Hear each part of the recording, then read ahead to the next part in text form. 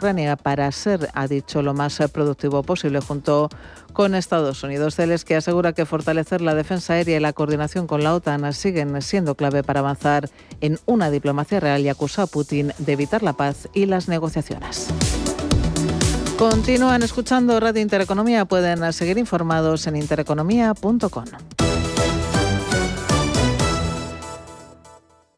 ¿Cómo que la mercancía no quiere salir? Que no quiere salir del almacén. Está preocupada. El cliente es nuevo y no sabe si va a pagar o no. ¿No se la puede convencer? Dice que o hay seguro de crédito o no sale. Nada protege mejor de un impago. Y ningún seguro protege como el de crédito y caución. Llame a la tranquilidad por su nombre en créditoycaución.es.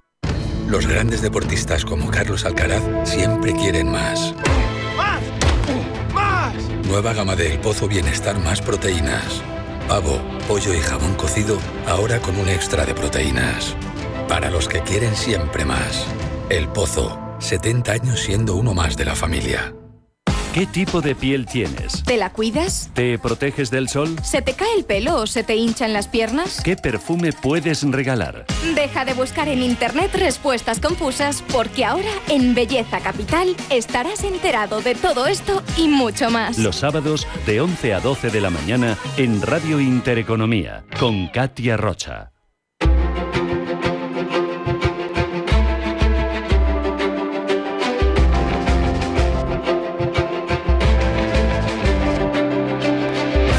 Intereconomía. Esto es Capital Intereconomía.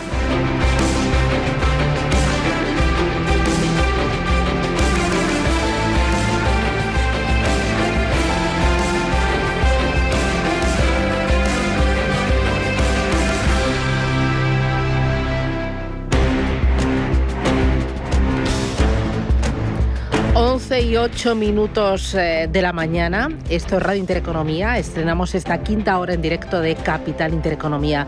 Esta mañana conocíamos a las 9, saludábamos cifras de vivienda, de precios de la vivienda en nuestro país. Y la verdad es que estamos en un momento de escalada que parece no tener fin, donde los precios están escalando de forma desorbitada. El dato, la vivienda está hoy más cara que el año pasado, el anterior, está en sus niveles más altos Eva Villanueva de los últimos 18 años. Pues ese es el diagnóstico, el resumen de lo que es el dibujo ahora mismo del mercado de la vivienda en España. Muestra los precios más caros en 18 años, como decía Susana. Los datos de junio han conseguido romper el techo alcanzado hasta ahora y supera el récord anotado en los años de la burbuja inmobiliaria, aunque en realidad esa cota ya se superó hace varios trimestres al inicio de 2024, tanto por la obra nueva como por el paulatino encarecimiento de la segunda mano. Los datos del Instituto Nacional de Estadística de hoy han mostrado cómo la vivienda libre se ha disparado un 12,7% en el segundo trimestre del año en relación con el mismo periodo del año pasado, lo que supone el mayor alza interanual desde el inicio de la serie histórica en el primer trimestre de 2007. Entonces la subida fue del 13%. Nueva subida de los precios y ya suma un total de 45 trimestres consecutivos de alzas interanuales. Por tipo de vivienda, el precio de la nueva ha escalado un 12,1% interanual en el segundo trimestre, una décima menos que en el trimestre anterior, pero ojo, que la vivienda usada sube un 12,8%. Por cierto, como apéndice para saber cómo se consigue esta lectura temporal, el indicador toma como base 100, lo que valía un inmueble en 2015, y a partir de ahí construye la curva tanto hacia atrás como hacia adelante, y el máximo apogeo del precio de las casas usadas se situaba hasta la fecha en el tercer trimestre de 2007. María Matos es directora de estudios y portavoz de Fotocasa. María, ¿qué tal? Buenos días. Hola, muy buenos días, Susana. Bueno, imparable el precio de la vivienda, es bárbaro si uno echa la vista atrás, pero da miedo un poco asomarse al futuro más cercano, por si esto sigue escalando y no encuentra techo. Eso parece. El techo lo van a poner la capacidad adquisitiva de los ciudadanos, mientras tenemos un fuerte ritmo de encarecimiento que responde pues, a una combinación de una demanda muy sólida que no deja de crecer, por supuesto, a unas nuevas condiciones hipotecarias mucho más favorables. Estamos en el mejor momento de los últimos 3 años para hipotecarnos y, por supuesto, que chocan con esa oferta muy, muy limitada. Dicen por ahí los titulares que superamos los precios de 2007, de la burbuja inmobiliaria, es totalmente cierto, pero sí que hay que matizar que no estamos próximos a una burbuja inmobiliaria, que no se asusten los oyentes, porque las condiciones hipotecarias siguen siendo prudentes, se mantienen dentro de los criterios de solvencia exigidos por el Banco Central Europeo, y para que nos hagamos una idea, en ese año 2007 se concedían más de 1 millón de hipotecas. El año pasado, en 2024, cerramos con unas 420.000. Por lo tanto, los datos, ese riesgo que dice que deberíamos de estar cercanos a una burbuja inmobiliaria si se descontrolase la concesión de hipotecas, pues no estamos en esos momentos. Bueno, el otro día además leía que de todas las hipotecas que se piden, el 70% es a tipo fijo. Estamos en un momento mucho más prudente que hace 10, 15 o incluso 20 años. Aún así, de la fotografía que tenemos hoy, del dato que hemos visto hoy, ¿qué te llama la atención? ¿Con qué te quedas? Pues mira, a mí lo que más me llama la atención es que no hay nada que nos haga pensar en el horizonte que el mercado va a estabilizarse.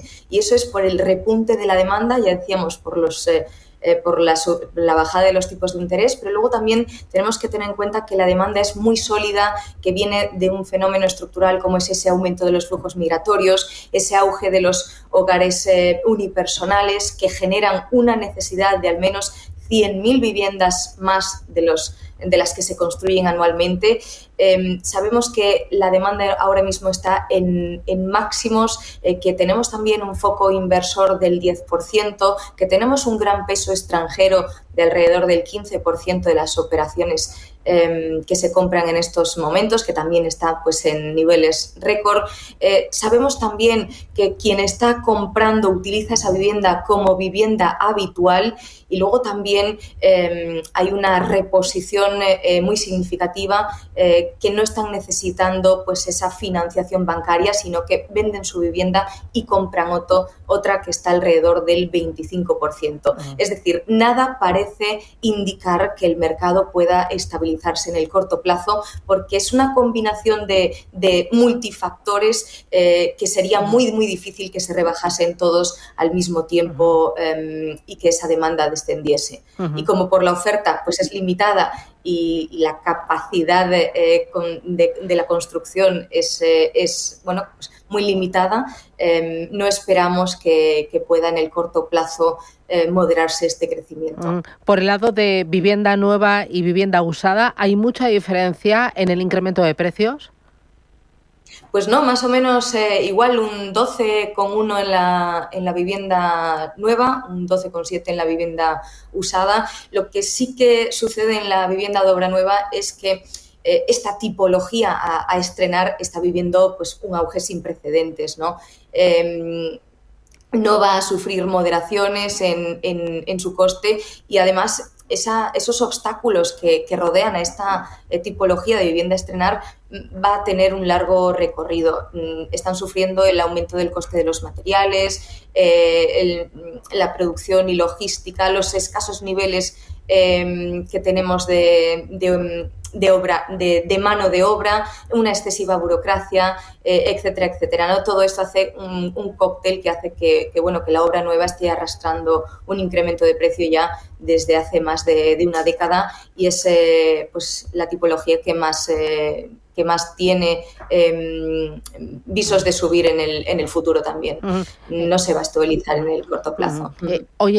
Y una pregunta más. Viendo la fotografía del mapa de España, entiendo que los precios más altos siempre suelen ser pues en Madrid, en Barcelona, en Bilbao, en Málaga, pero también se nota esa tensión en zonas periféricas, ya en otras muchas más provincias, e incluso, por ejemplo, en Madrid, en Barcelona, en barrios de la periferia. ¿No se escapa nadie ni ningún lugar?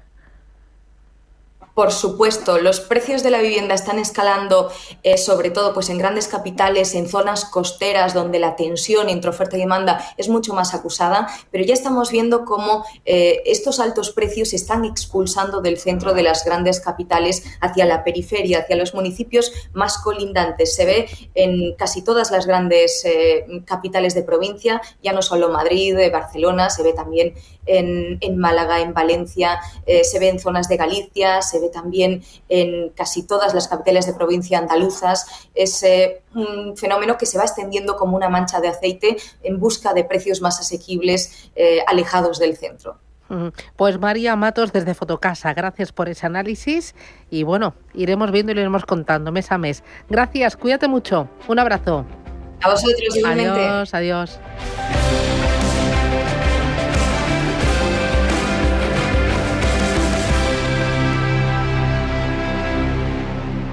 Mensaje de Marga para sus jefes. Oye, chicos, que muchísimas gracias por todos estos años juntos. Pero me lo voy a montar por mi cuenta, ¿vale? Que como siempre me decíais que llamándome Margarita me pegaba a tener una floristería, pues os he hecho caso. Me he lanzado y ya tengo el local. Se va a llamar De Flor en Flor. Cuando sabes que ha llegado el momento, estamos contigo. Descubre todo lo que te ofrece el Santander para impulsar tu negocio desde 0 euros al mes. Promoción válida hasta el 20 de enero de 2026. Consulta condiciones en bancosantander.es. Cuando lo sabes, lo sabes.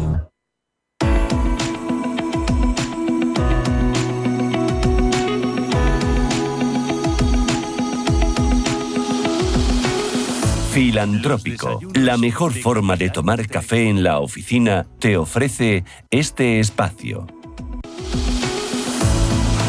Bueno, en este espacio de Desayunos Capital hoy nos viene a visitar Olafly. Si usted es de los viajeros, de los que le gusta pues viajar, disfrutar, estas vacaciones lo habrá visto. Bueno, pues cuando uno aterriza en cualquier aeropuerto o llega en tren a cualquier ciudad fuera de nuestro país, pues una de las primeras cosas es la conectividad. Me acompaña Ricardo Rodríguez. ¿Qué tal? Buenos días, Ricardo.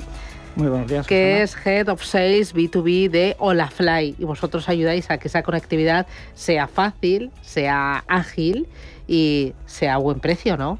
Exactamente. Nosotros lo que ayudamos es a los viajeros a poder ir a cualquier sitio del mundo y tener la tranquilidad de que cuando lleguen a su destino van a tener conectividad de datos, van a poder navegar, van a poder contratar un Uber o una habitación de hotel. Y cuando lleguen a su casa no van a tener una sorpresa desagradable con los costes del roaming de su proveedor móvil o van a tener que buscar alternativas locales de conectividad porque su proveedor les ha dejado colgados durante el viaje. Uh-huh. El pequeño usuario, el viajero, os conoce porque sois los dominantes en el mercado, ¿no? Sois de los más potentes. Somos una de las principales compañías de eSIM de travel a nivel mundial. Yo te diría que estamos entre los dos primeros, ¿no? Hay una pequeña pugna. Llevamos trabajando en este mercado desde el año 2017. Somos una empresa privada fundada por dos entrepreneurs, dos aventureros, que en 2017 tomaron la decisión de montar una empresa para facilitar los viajes a los usuarios. Y en el 2020, después de que pasara el COVID, tuvieron una decisión muy valiente que fue dejar el mundo de la eSIM física, porque ellos se dedicaban a vender en un e-commerce, vendían SIMs físicas por correo ordinario, y decidieron dejar ese negocio que les iba muy bien y pasarse al mundo digital y montar una empresa que se dedicaba a comercializar eSIMs a través de Internet. Y esa decisión es lo que ha hecho que el crecimiento de Olafly desde el 2020 hasta ahora haya sido exponencial y se haya convertido en el referente o en la empresa referente en el mundo de las eSIMs de travel. Bueno, en el mundo para el viajero, pero en el mundo también para las empresas a nivel corporativo. Correcto. En el 2024, Pedro Máiquez junto a Alex Bizkowski, que es mi jefe, tomaron la decisión de montar la unidad de negocio de B2B, que llamamos Olafly for Business. Y con un objetivo y una idea muy clara, y es que las empresas tuvieran la capacidad de disfrutar de ese mismo servicio y esas ventajas que ofrecemos a los viajeros de ocio en el mundo empresarial, ¿no? Entonces, aparte de la tranquilidad de tener conectividad siempre disponible en el sitio al que viajes, al cliente corporativo lo que le ofrecemos es dos ventajas adicionales, ¿no? Una es una conectividad segura, Normalmente los viajeros, cuando estamos en el extranjero y nuestro proveedor de móvil no nos da el servicio que necesitamos, utilizamos wifi públicas en hoteles, en aeropuertos, en centros de convenciones, en cafeterías que no son seguras, ¿no? Y que supone una brecha de seguridad para las empresas, ¿no? Entonces, el utilizar una conexión privada vía un proveedor móvil Tier 1, pues te ofrece esa seguridad. Pero adicionalmente lo que les ofrecemos es una plataforma de gestión centralizada de este servicio. Lo que les ofrecemos es la posibilidad de tener una facturación centralizada de sus servicios de roaming y, sobre todo, de tener predictibilidad, de saber lo que les va a costar el servicio. El principal problema que tienen las empresas a día de hoy cuando sus empleados viajan, bien sea para ir a reuniones o porque tienen instaladores y tienen que hacer montajes en entornos industriales o porque es una aerolínea y tiene pilotos viajando por todo el mundo, es que el roaming no saben lo que le va a costar, porque en cada país les ofrecen un coste por giga o por mega que es diferente. Entonces, en función del uso, el coste difiere o varía. Sin embargo, nosotros lo que les ofrecemos es unas tarifas conocidas, predecibles, donde en el momento en que van a hacer el viaje saben exactamente lo que se van a gastar. Y se lo ofrecéis a todo tipo de empresas, de todo tamaño, de todo tipo de región, de todo sector. Sí, nuestro negocio es global. Damos servicio en más de 200 destinos a nivel mundial. Únicamente se quedan fuera algunos países por motivos geopolíticos muy minoritarios. Y en cuanto a nuestra presencia, yo tengo un equipo de casi 20 personas que están distribuidos por los 5 continentes. Y nuestro objetivo es dar servicio a empresas, tanto a pymes como a multinacionales, que tienen esa necesidad, bien por motivos comerciales, bien por motivos de industriales y de dónde están sus operaciones o por cualquier otra razón, de tener a sus equipos conectados independientemente de dónde viajen. Entonces, en ese sentido, el objetivo que tenemos como unidad de negocio en la parte de Olafly for Business es que todas las empresas y todos los empleados que viajan tengan instalada en su teléfono una eSIM de Olafly y que esa eSIM les permita navegar y tener conexión allá donde vayan y de una manera la cual la pueden gestionar de manera centralizada a través de nuestro software y donde el director financiero tenga la capacidad de poder saber lo que ese servicio le va a costar durante todo el año. Claro, tenéis esa pata, Olafly para empresas, luego tenéis también Olafly para agencias de viajes. Correcto. Tenemos 3 tipos de clientes principales. A nivel, digamos... Cuando hablamos de clientes corporativos, clientes corporativos, exactamente. Entonces tenemos el cliente Enterprise, las empresas que tienen empleados que viajan. Los travel partners, donde pues trabajamos con aerolíneas, con agencias de viajes, con OTAs, agencias de viaje online, con empresas de alquiler de coches, que lo que ven en las eSIMs es una oportunidad de negocio. Al final ellos trabajan con viajeros, con gente que tiene esa necesidad, y para ellos el ofrecerles la posibilidad de tener una eSIM es un servicio complementario a su servicio de oferta de billetes de avión, de camas de hotel o de coches de alquiler, ¿no? Entonces cada vez tenemos un grupo mayor de partners de travel, donde pues, están algunas de las mayores agencias de viaje España, aerolíneas y otras, que ofrecen los servicios de Olafly a través de sus canales de distribución. Y por último también tenemos un canal de resellers, de reventa, que es todavía incipiente y donde estamos empezando a trabajar con partners pues, bueno, que quieren incorporar la oferta de Olafly dentro de su portfolio de servicios. ¿Cómo se está yendo?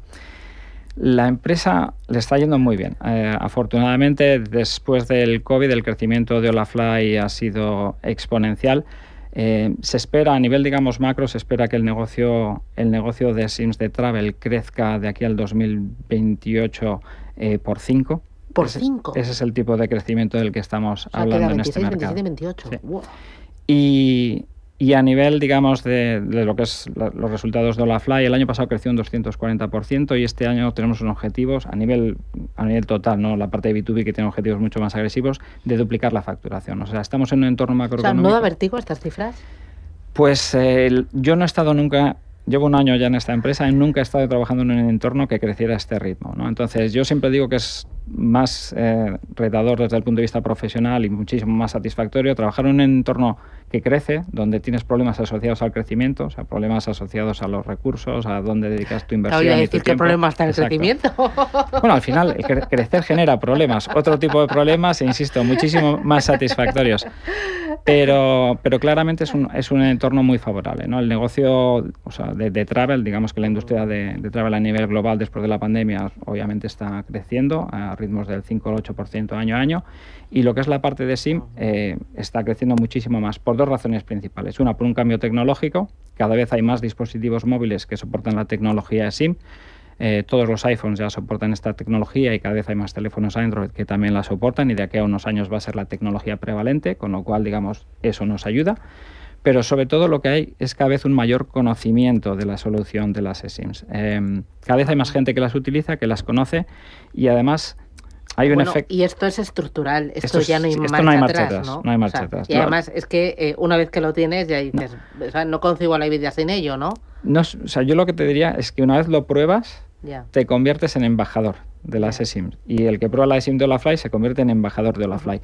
¿Por qué? Porque se produce el efecto wow, ¿no? O sea, tú viajas, te instalas una eSIM, o sea, escaneas un código QR, no sabes muy bien qué pasa, eso lo que hace es instalar una tarjeta digital dentro del chip del teléfono, y cuando llegas a tu destino parece magia, funciona, o sea, tienes conexión y no te tienes que preocupar absolutamente de nada más. Y es que cuando llegas a tu destino, lo primero es tener los datos, y luego ya dices, bueno, pues el transporte, el hotel y la habitación, el destino para comer, pero es que si no tienes datos parece que estás desnudo.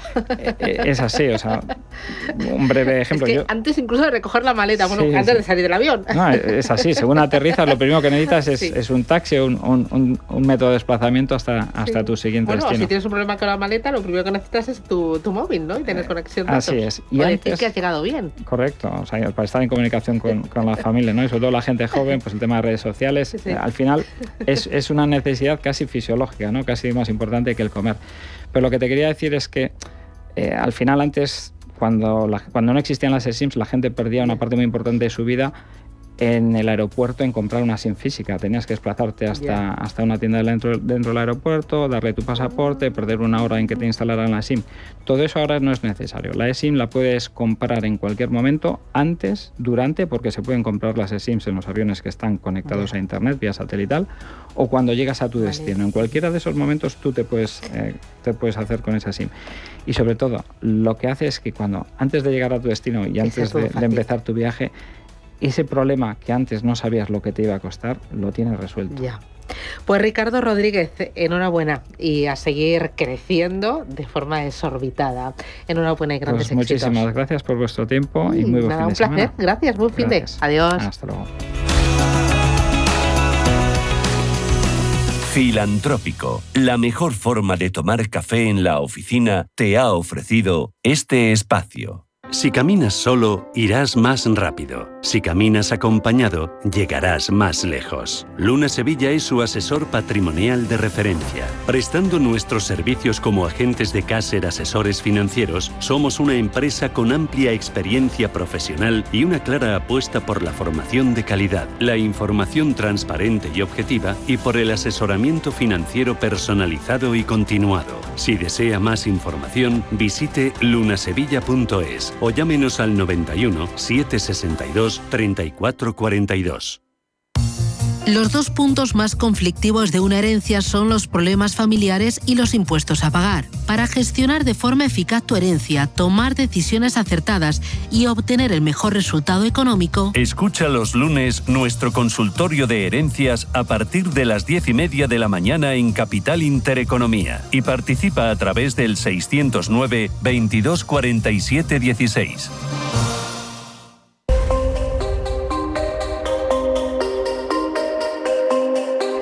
Enseguida vamos con Foro Empleo, pero es viernes y los viernes combinamos dos de nuestras pasiones, que es la economía y es el fútbol. El pasado 1 de septiembre se dio por finalizada la ventana de transferencias de verano, un periodo que en el fútbol, Hugo Alonso, nos deja muchas historias que contar. Ya es septiembre, se acabaron los días de sol y playa y también se ha acabado el mercado de fichajes.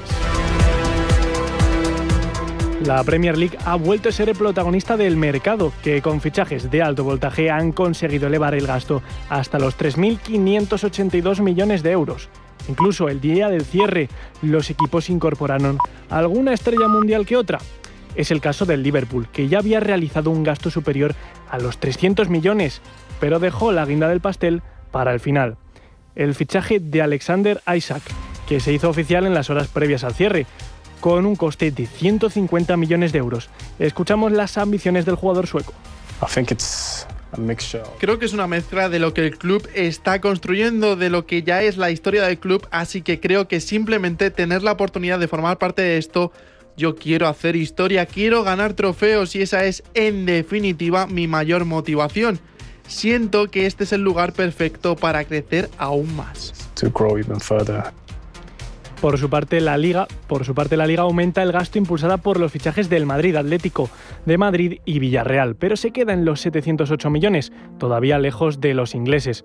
La entrada de 8 equipos en competiciones europeas ha obligado a invertir a dichos equipos, que necesitarán una amplia plantilla para afrontar las 3 competiciones. El Villarreal ha destacado tanto por ventas como por compras. Gasta 101 millones, pero deja el saldo en positivo, gracias a los 106 millones de ingresos por ventas. El submarino amarillo es uno de los equipos que más pérdidas acumuló en sus cuentas de la pasada campaña y este verano ha conseguido mantener un balance positivo que ayudará a la situación financiera al mismo tiempo que mejora su plantilla.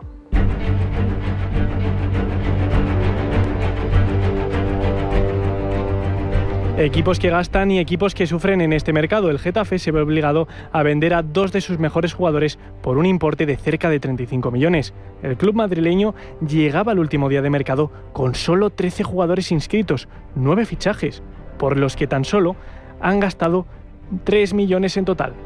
Pero más de la mitad no contaban aún con ficha de la plantilla. La razón, el límite salarial estaba sobrepasado. Ángel Torres, presidente del Getafe, lo explicaba previo a las ventas. Quedan una serie de futbolistas por inscribir, pero para eso tenemos que vender un futbolista que nos dé valor para poder inscribir a las 7 fichas que nos quedan. En una situación similar se encontraba el Sevilla. El histórico club cierra el mercado estival con 8 bajas, que deja cerca de 60 millones en caja.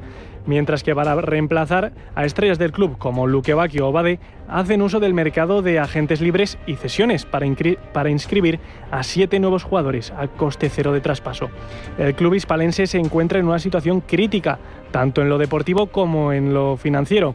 El año pasado luchó por la permanencia hasta las últimas jornadas y en cuanto a su balance financiero fue el segundo equipo con más pérdidas en el último ejercicio, 81 millones.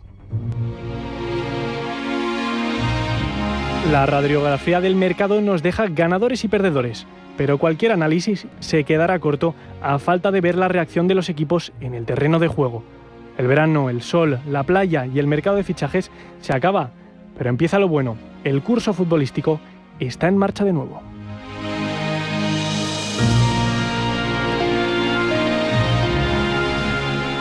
Intereconomía. Esto es Capital Intereconomía.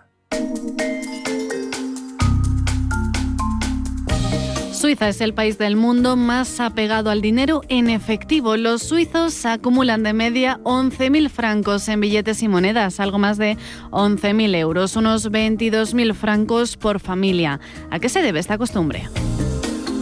En Suiza, un colectivo denominado Movimiento de Libertad Suiza ha recogido 157.000 firmas entre la ciudadanía para realizar un referéndum a nivel nacional. Detrás de esta iniciativa está el temor de que el dinero en papel desaparezca en algún momento y que todas las transacciones pasen a ser digitales, lo que consideran que aumentaría también el riesgo de ser vigilados. Curiosamente, allí ni el Gobierno ni el Banco Central han anunciado que quieran acabar con el efectivo. Los promotores de la consulta quieren incorporar una garantía constitucional para que el país siempre cuente con monedas y billetes de banco suficientemente para realizar pagos, incluso en caso de ciberataque, de un fallo de los sistemas o de un gran apagón. La idiosincrasia suiza está muy vinculada a la libertad y a la neutralidad. Desde hace siglos sus ciudades han sido refugio para personalidades de toda Europa. También han sido la cuna de largas sagas de banqueros donde millonarios de todo el mundo podían dejar parte de sus fortunas a buen recaudo.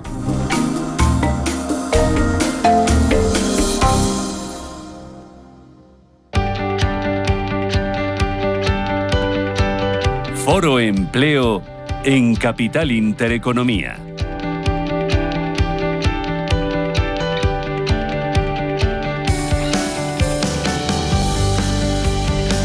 Las 11:35 de la mañana y vamos a hablar un poquito del mercado laboral, vamos a hablar de empleo y de las noticias que nos ha dejado este ámbito esta semana. Lo vamos a hacer con Carlos Ruiz, que es el director de estudios del Instituto de Estudios Económicos. ¿Qué tal, don Carlos? Buenos días. Pues muy buenos días. ¿Qué tal ese verano? Fantástico. Es que para repetir, ¿no? Sí, yo creo que el año que viene repetimos. Sí, aunque no queramos. Bueno, pues vamos con ello. Marisa Cruzado, Asociación CVA, Comunicación en Valor Añadido. Buenos días. Hola, buenos días. ¿Cómo estás? Pues estupendamente. Además, encantada de estar aquí con vosotros, con los oyentes y con muchísimas ganas de trabajar. ¿Sí? Debo ser de los pocos, ¿no? Bueno, se empieza con ganas, pero luego la cosa va cambiando. Va decayendo. Oye, os voy a preguntar, cómo no, por esa reducción de la jornada laboral. La semana que viene cita importante en el Congreso. Sacamos bola de cristal y me decís si esto sale adelante y qué consecuencias puede tener o no. Hablamos un poquito de los jóvenes, que está aumentando el número de jóvenes, los ninis, ¿no? Los que no trabajan ni estudian, ni siquiera buscan un empleo. Pero antes, comenzábamos septiembre con ese dato de paro de agosto, que nos dejaba el peor verano en 6 años, con casi 200.000 afiliados menos, subida del paro en 21.000 personas. ¿Esto es normal, Carlos? ¿Se debe a algo especial que sea el peor verano en 6 años? ¿Problema coyuntural, estructural? ¿Qué decís los que sabéis de esto? Bueno, el mes de agosto no suele ser un mes positivo para el empleo, todos lo sabemos. Caída de la afiliación aproximadamente unos 200.000 personas. Tenemos un crecimiento del desempleo aproximado de unos 22.000 y es debido sobre todo a componentes estacionales de sectores que en agosto no tienen o que realizan un reajuste, ¿no?, de sus efectivos laborales, en este caso del sector de la educación. Es verdad que en otros veranos ha habido otros sectores que han compensado ciertamente algo más esta caída de este sector, que es muy profunda en este mes, y en este caso, pues durante el mes de agosto, sobre todo el sector de los servicios no está mostrando tanta fortaleza, que sobre todo conducido por el ámbito de la hostelería y del comercio. Yo creo que el dato del empleo del mes de agosto es bastante similar al de otros agostos de otros años. Si bien estamos en una tendencia a lo largo de todo este año de crecimiento del empleo muy inferior o algo inferior a la que había el pasado año. Y sí que hay un dato que sí que me gustaría resaltar, que yo creo que además se ha resaltado por parte de las organizaciones empresariales, es sobre todo la cuestión de la incertidumbre que está en estos momentos afectando a la economía española, y que hay ciertas señales en términos del empleo que sí que podrían estar indicando que las empresas están viendo cierto componente de incertidumbre en este caso. Y lo comento por el dato, por ejemplo, de que es el mes donde el número de contratos firmados es el menor en un periodo de la década. Entonces, ahí es un dato que dio Randstad Research y creo que está muy vinculado a que las empresas están en un proceso de stand-by, de esperar y ver, de wait and see. Y vamos a ver cómo todos iniciamos este curso después de las vacaciones, y vamos a ver si algunas amenazas que están ahí en el frente, y que luego, si quieres, hablamos del tema de la reducción de jornada, incremento de costes, etcétera, cómo se termina materializando para que ellas puedan adoptar también sus decisiones en términos de inversión y de empleo, ¿no? ¿Lucecitas rojas se encienden, Marisa, en el mercado laboral, o cómo lo ves tú? Sí, bueno, yo creo que ya llevan encendidas bastante tiempo y vamos viendo que efectivamente lo que se preveía que podría pasar con las nuevas normativas laborales, los tipos de contrato, con todas estas cosas que se están haciendo, pues lo que nos están llevando es a unos desajustes en el mercado laboral cada vez más graves. Yo leía además en un informe que ha sacado el USO, el sindicato, Unión Sindical Obrera, que a los datos que se dan de desempleo no se han sumado los afectados por los ERTES, que creo que eran en torno a 10.000 o 10.000 y pico personas más, ni tampoco los fijos discontinuos, que superan los 800.000. Con lo cual, en fin, los datos de las personas que están en situación irregular o sin empleo o con un empleo precario, pues van en aumento, ¿no? Y luego, respecto a lo que decía, estabais comentando ahora de los contratos, en realidad se firman más contratos, pero claro, el tipo de contratos que se firman, como son de estos por horas, de trabajos no a tiempo parcial, etcétera, pues claro, hay personas que tienen 3 o 4 contratos de trabajo, entonces no aumenta el empleo, aunque haya contratos de trabajo cada vez más. Y otro dato importante que destacaba en este sindicato era la disminución de la contratación indefinida, que también yo creo que es otro síntoma de que bueno, pues la economía no está en su mejor momento y que las cosas no van bien. Es una fotografía bastante inquietante para empezar este último cuatrimestre del año. Luego está el tema de la estacionalidad, ¿no? En función del modelo que tenemos, muy de verano, muy de servicios, muy del sector turístico. ¿Se puede hacer algo para combatir, Carlos, esa estacionalidad o es lo que nos ha tocado? ¿Algo que se puede hacer para que no dependamos tanto del sector servicios, de temporada de verano, de que lleguen los turistas extranjeros y entonces es cuando las empresas necesitan contratar? ¿Eso va a seguir siendo así? Hombre, ciertamente por nuestra estructura de producción y por donde generamos mayor valor añadido, el componente estacional va a estar ahí determinado, ¿no? Porque en el ámbito de las actividades relacionadas con el sector del turismo, pues obviamente pues se favorece este comportamiento estacional, aunque sí que es cierto que hay ciertos estudios que están indicando que en la evolución del sector de servicios esa estacionalidad es ciertamente o está más contenida y se distribuye el empleo a lo largo de todo el año de forma más precisa para este tipo de actividades. Cada vez estamos viendo que las temporadas tanto de, por ejemplo, Semana Santa como la de verano, el empleo se contrata con anterioridad.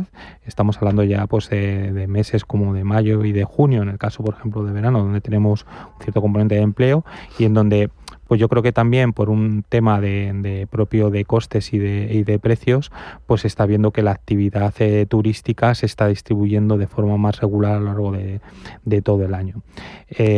¿En qué medida esta estacionalidad va a afectar menos o más a la afiliación o al desempleo? En la medida de que otras actividades, como pueden ser el sector de los servicios más orientados a mayor valor tecnológico, orientados hacia el sector exterior, incluso de la industria y de la construcción, pues vayan ganando peso en términos de empleo. Fíjate que además yo creo que eso va a haber diferencia sobre todo por regiones o por comunidades autónomas. Por ejemplo, en la Comunidad de Madrid, donde se está haciendo un esfuerzo importante por atraer turismo. Claro, es un turismo que no se concentra en una temporada de verano, sino que es un tipo de turismo que no viene a sol y playa, evidentemente, en Madrid no tenemos playa, más que nos pese, y por lo tanto el turismo que podemos atraer es de un perfil diferente y que puede distribuirse a lo largo de todo el año. Entonces, toda la apuesta que se está haciendo por el tema de los museos, ¿no? ¿Cómo se dice? El desarrollo urbanístico de la ciudad, con avenidas, cerrando muchas calles peatonales, aunque nos pesa a los madrileños porque nos complica el tráfico, en fin, todas estas cosas, pero en el fondo el modelo de ciudad que se está desarrollando en una ciudad que ahora mismo es uno de los principales atractivos turísticos de nuestro país, ¿no? Porque atrae un montón de turistas cada año, es una apuesta por ese otro modelo, y eso sí permite en el sector servicios tener un personal más estable, porque tienes una distribución del turismo más homogéneo. Pero claro, nada es perfecto, y lo que por un lado sirve pues para que el empleo sea más estable, pues por otro lado tenemos problemas con la vivienda, todo el tema de los alojamientos turísticos, el ruido, etcétera, ¿no? Y cómo la población de la ciudad pues tiene también que adaptarse a este enfoque, ¿no?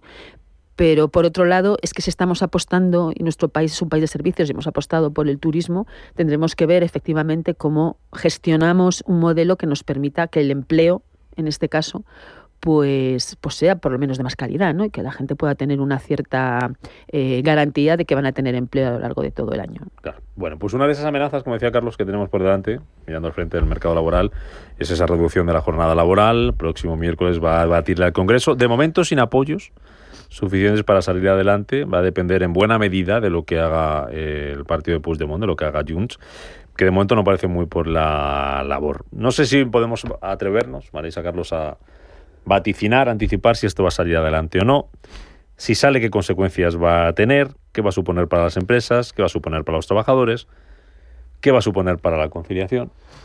Muchas preguntas. Bueno, para la conciliación yo creo que no va a ser quiero decirte, vamos a seguir igual. No creo que esa reducción que se plantea mejore la situación de las familias que necesitan apoyo. No creo que la reducción de jornada sea una solución real.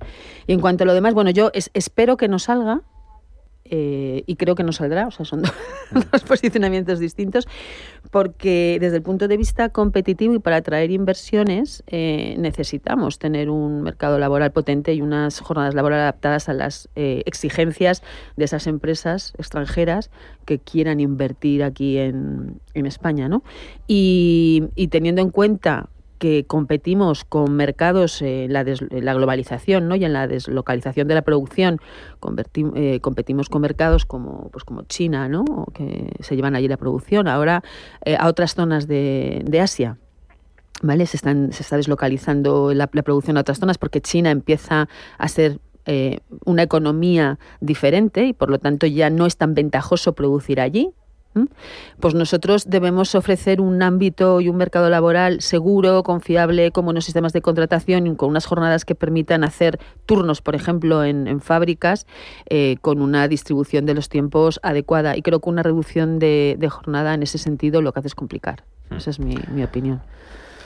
Bueno, yo creo que sin menoscabar la legitimidad y la legalidad que se atribuye a los representantes en nuestro Parlamento, el llevar a cabo este tipo de medidas de reforma por vía legal, dejando al margen pues ya no solamente las consideraciones de carácter económico y social que actualmente tenemos en nuestro país, sino también al ámbito de la negociación colectiva, pues no es una buena noticia, ¿no? Entonces, aprobar estas cuestiones o negociarlas y llevarlas a tramitación por intereses de forma discrecional y por intereses en algunos casos que se alejan de estas cuestiones, que son las que deben fundamentar cuál es el cambio que se debe producir en la jornada de trabajo, considero que es un error. Y es un error del cual deben ser conscientes los partidos políticos, ¿no? En el sentido de que puedan frenar en algunos casos esta medida, porque es cierto que no solamente y fundamentalmente sí afectan a las propias empresas, ¿no? Sino que pues yo creo que al final este incremento de costes bastante abultado que implica la propuesta de reducción de jornada de trabajo a 37,5 horas, que además se ve de forma indirecta a través de cuestiones que están por encima de la mesa, como de bonificaciones y de ayudas a las empresas, pues lógicamente se es consciente de que hay un daño para las mismas, pues tiene una implicación también en la vida de los ciudadanos y de los trabajadores, ¿no? Porque esto no es inocuo cuando se aprueba, ¿no? La gente va a ver perjudicado su bienestar en el sentido de menor posibilidades de encontrar un puesto de trabajo en un país donde recordemos que tenemos la tasa más elevada de desempleo de la Unión Europea, sino también cuando se produce una reducción de jornada sin la correspondiente compensación de coste, pues obviamente la oferta de productos y de bienes y servicios pues también se ve disminuida. Es importante resaltar estas cuestiones y sobre todo de dejarlo fuera de la discusión y de la aprobación por parte de aquellos agentes que realmente conocen las condiciones laborales de este país, que son las organizaciones sindicales y empresariales. Porque luego habrá sectores, Marisa, perdona que te corten, al que esto le pueda venir bien, pero hay otros sectores a los que no les viene nada bien. Hombre, yo creo que hay sectores en donde efectivamente ya han ajustado las jornadas y están trabajando en torno a 37-38 horas. Esos sectores ya lo han hecho de manera natural. El que puede lo ha hecho. Porque se pueden adaptar, efectivamente, porque no les afecta la rentabilidad y porque lo utilizan como medida de conciliación y muchas veces también de retención de los empleados, ¿no? Porque puesto que no puedes competir a lo mejor en salarios, pero sí puedes competir, pues con unos horarios más flexibles o más adaptados, ¿no? Hay una cuestión además que a mí me parece importante. Estamos en un momento en que creo que somos conscientes de que nuestro salario mínimo interprofesional sigue por debajo de la Unión Europea y que por lo tanto hay que hacer esfuerzos en subir los salarios, incluso la media salarial a todos los niveles, y por lo tanto establecer ahora una reducción de jornada laboral en un momento en lo que debemos estar es a lo mejor en proponer o seguir avanzando, ¿no? en cómo podemos ser más competitivos salarialmente, y no lo digo a golpe de ley o a golpe de decreto, ¿no? Porque efectivamente esa no es la manera. Lo que tenemos que establecer son los mecanismos necesarios para que las empresas sean más productivas, generen más riqueza y por lo tanto puedan ofrecer unos mejores niveles salariales, ¿no? Pero no parece que una reducción de jornada en ese sentido contribuya a eso y estamos muy por debajo de la media salarial. Yo he hecho esta mañana una comparativa rápida con nuestro país vecino Francia de número de empleados, de tasa de jubilados, etcétera, y más o menos salen todas los repartos, número de funcionarios, en fin, estos datos porcentualmente son muy parecidos. ¿En dónde estamos muy por debajo? Pues en la media salarial. Mientras aquí la media salarial está en torno a 1.800 euros, en nuestro país vecino está entre 3.000 y 4.000 euros al mes.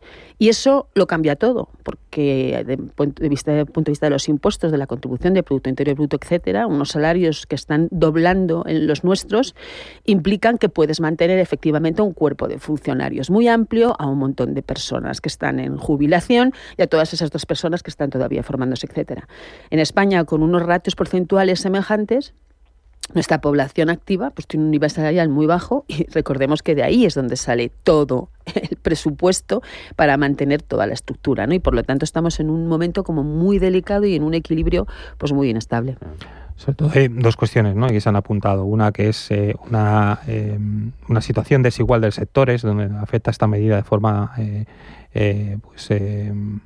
más específica. Estamos hablando, por ejemplo, de la agricultura, de la ganadería, de la pesca, que están teniendo una evolución del empleo incluso este año bastante negativa, pero también de sectores como la hostelería y comercio, ¿no?, donde además el entramado empresarial son de pequeñas y medianas empresas en las cuales pues tienen mayores dificultades de poder llevar a cabo los procesos de organización interna y distribución de trabajo entre sus propios trabajadores para poder realizar su actividad, ¿no?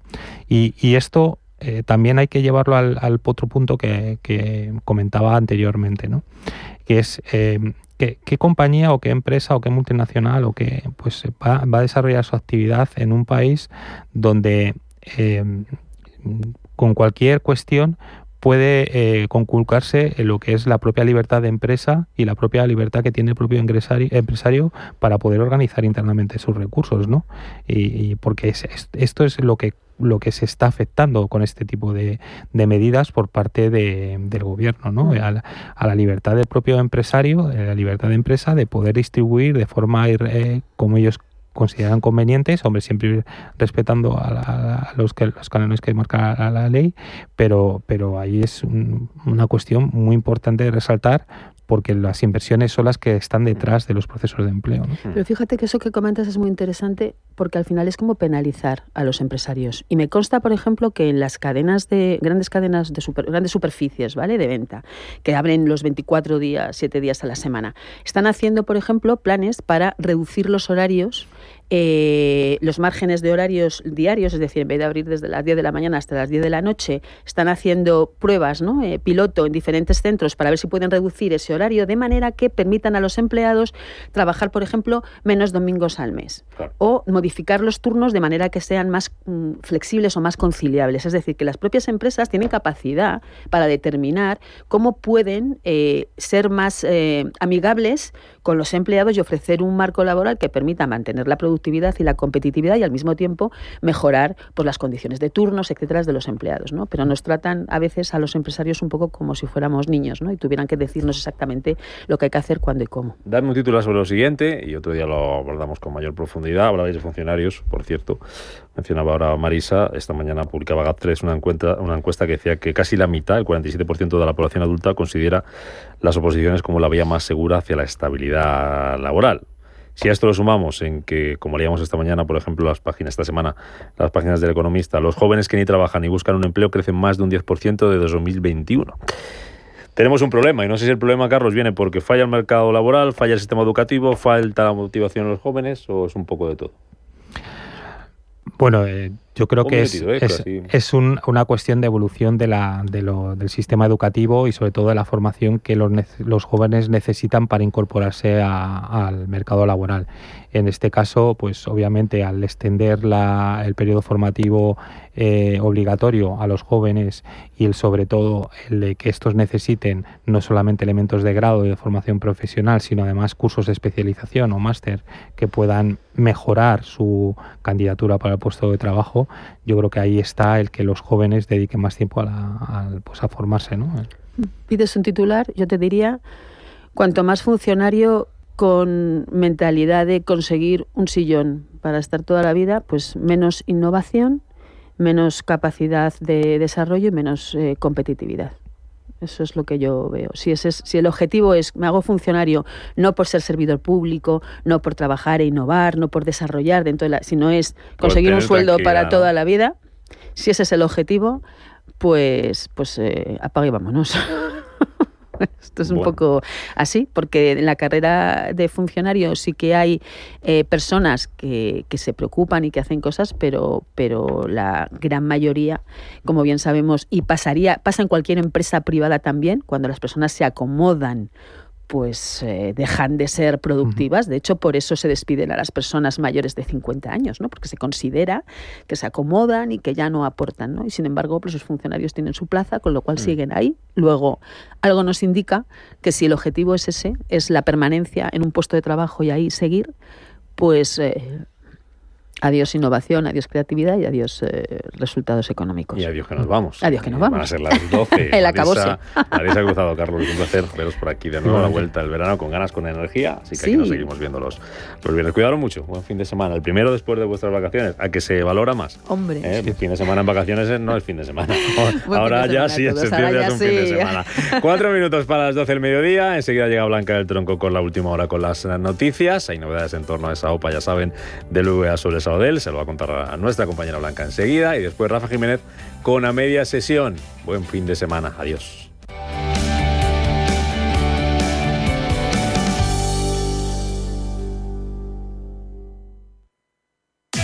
Llega la tercera edición de los Premios Intereconomía, la gran cita para celebrar la innovación, el talento y la excelencia. Si tu empresa tiene una historia que contar, un proyecto que inspira o un éxito que merece ser reconocido, inscríbete ya. Súmate a esta tercera edición de los Premios Intereconomía, donde las empresas que mueven nuestro país son las verdaderas protagonistas. Descubre toda la información en premios.intereconomía.com.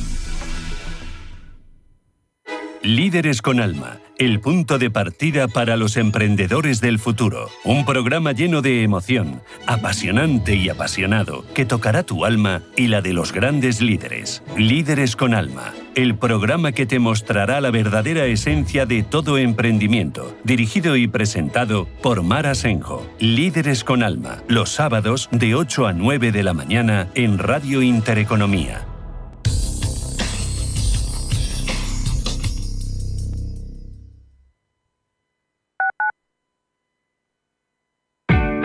Aquí van 3 cosas que no sabías del nuevo Ford Kuga híbrido enchufable.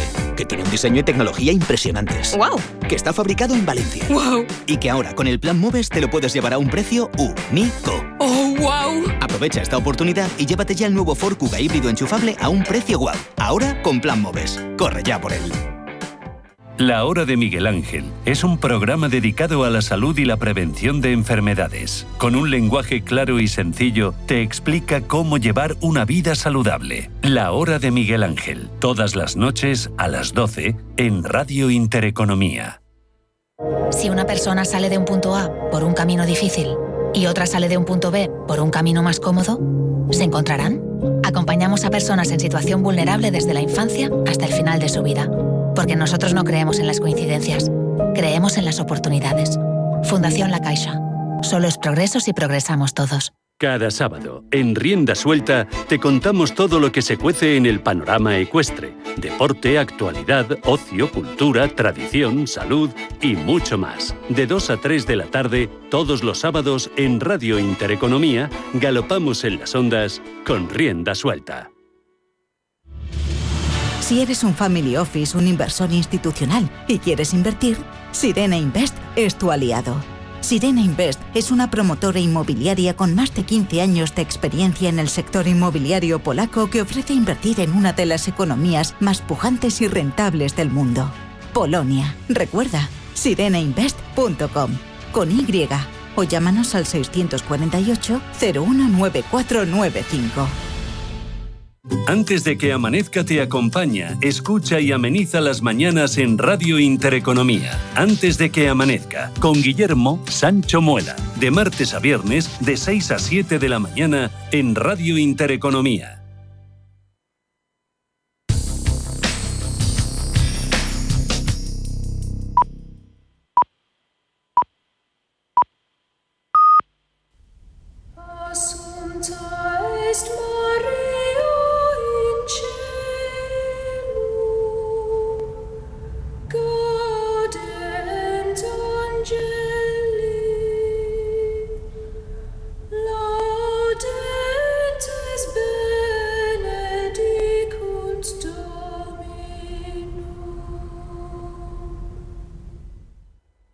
Son las 12 de la mañana, las 11 en Canarias. Radio Intereconomía. Boletín informativo. Buenos días. La OPA de BBVA sobre el Sabadell comenzará el 8 de septiembre y finalizará el 7 de octubre. Así lo ha confirmado el presidente de la entidad vasca, Carlos Torres Vila, quien anima a los accionistas del Sabadell a sumarse a la operación. Estimado accionista de Banco Sabadell, ha llegado el momento de sumarse al proyecto de unión con BBVA. La CNMV ha aprobado la operación y a partir del próximo 8 de septiembre